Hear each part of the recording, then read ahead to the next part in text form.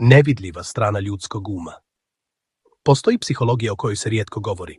Ne zato što ne postoji, već zato što je previšna. To nije psihologija samopomoći, nije motivacija, nije ni pozitivno razmišljanje. Ovo je tamna psihologija. To je skup mehanizama pomoću kojih ljudi utiču, manipulišu, kontrolišu i oblikuju ponašanje drugih, često bez jedne izgovorene prijetnje, bez sile, bez podignutog glasa. Ako ste se ikada pitali zašto se osjećate krivo bez razloga, zašto vas neko lako zbuni u razgovoru, zašto sumnjate u sebe nakon nečije jedne rečenice, onda ovaj video nije slučajno došao do vas. Ovo je kanal Treba da znaš. A danas ne učimo kako manipulirati drugima. Danas učimo kako da vas više niko ne manipuliše. Šta je tamna psihologija? I šta nije tamna psihologija? Nije magija, nije hipnoza i nije rezervisana za zle ljude. To je znanje o slabostima ljudskog uma. Koristi se u prodaji, politici, toksičnim vezama, autoritarnim porodicama, hijerarhijskim poslovima. Razlika između zdrave komunikacije i tamne psihologije je namjera. Zdrava komunikacija gradi, tamna psihologija počinjava. I što je najopasnije, najefikasnija tamna psihologija je tiha. Zbunjivanje umjesto konfrontacije. Jedna od najčešćih tehnika tamne psihologije nije napad, već zbunjivanje. Umjesto da vam kažu da ste pogriješili, oni kažu ne znam. Čudno mi je kako si to shvatio. Umjesto jasne kritike dobijete nejasnu sumnju.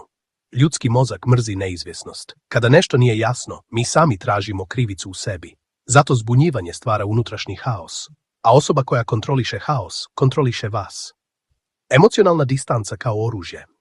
Najopasniji ljudi nisu oni koji viču. Najopasniji su emocionalno hladni. Oni ne reaguju, ne objašnjavaju se, ne brane se. Zašto je to opasno? Jer ljudi instinktivno pokušavaju popraviti odnos. Počinju se truditi više, počinju se preispitivati. Hladnoća stvara asimetriju moći. Onaj kome je manje stalo, ima više kontrole. Gaslighting je možda najpoznatiji oblik tamne psihologije. To je kada vam neko sistematski ruši povjerenje u vlastitu percepciju. Rečenice poput preosjetljiva si, to se nikada nije desilo, ti sve pogrešno pamtiš. Cilj nije rasprava, cilj je da prestanete vjerovati sebi. Kada čovjek izgubi povjerenje u vlastiti postaje lak za kontrolu. Tišina kao kazna. Ignorisanje nije slučajno ponašanje. U tamnoj psihologiji to je disciplina. Kada neko povuče pažnju, razgovor ili prisutnost, mozak ulazi u stanje stresa, javlja se strah od gubitka, raste potreba za odobrenjem, tišina postaje kazna. A vaša reakcija dokaz da je metoda uspjela. Lažna moralna superiornost, jedna od sofisticiranih tehnika. Osoba ne kaže da ste pogriješili. Ona se predstavi kao iznad toga. Ja to nikada ne bih uradio. Ja nisam takva osoba. Meni to nije normalno. Bez direktne optužbe vi se osjećate manji. To stvara osjećaj srama. A sram je jedan od najjačih alata kontrole. Zašto ove tehnike djeluju? Zato što ljudski mozak traži prihvatanje, izbjegava konflikt, želi emocionalnu sigurnost. Tamna psihologija koristite potrebe protiv vas. Ne napada snagu, napada nesigurnost. Kako se zaštititi? Prvi korak, svjesnost. Najveća slabost manipulacije je da prestaje kada je vidite. Čim prepoznate obrazac, gubite zbunjenost, vraćate kontrolu, prestajete reagovati automatski. Manipulacija ne voli svjesne ljude. Drugi korak, smirenost. Umjesto objašnjavanja, taman psiholog traži reakciju, emociju, odbranu. Kada ostanete mirni, igra se raspada. Smirenost nije slabost. To je signal da vas nije moguće izbaciti iz ravnoteže. Treći korak, jasne granice bez drame. Ne objašnjavajte se, ne pravdajte se, ne uvjeravajte. Jedna jasna rečenica je dovoljna. Ovo mi ne odgovara. Ko poštuje granice, nije prijetnja. Ko ih krši, otkriva namjeru. Najvažnija istina. Tamna psihologija ne nestaje, ali njena moć zavisi od vaše nesvjesnosti. Kada razumijete mehanizme, više niste meta, već posmatrač.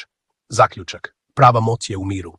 Najopasniji ljudi nisu glasni. Najopasniji su tihi i proračunati, ali najjači ljudi nisu agresivni. Najjači su smireni i svjesni. Ako ste ostali do kraja ovog videa, to znači da niste slabi. To znači da želite razumjeti svijet i sebe dublje od površine.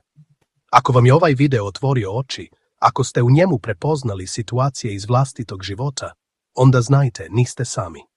Na kanalu Treba da znaš govorimo o psihologiji koja se ne uči u školi i ne govori naglas.